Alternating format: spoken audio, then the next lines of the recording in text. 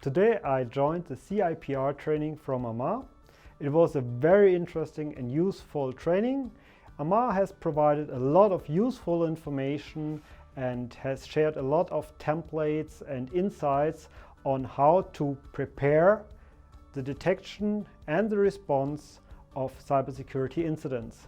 I can recommend this training to everybody who works in the field of a SOC or is responsible for cyber defense services within his own organization.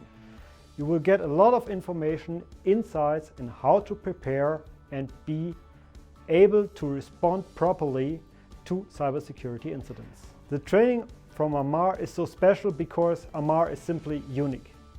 Amar finds always a great way to explain even difficult things so easy and understandable for technicians as well as for C and D levels.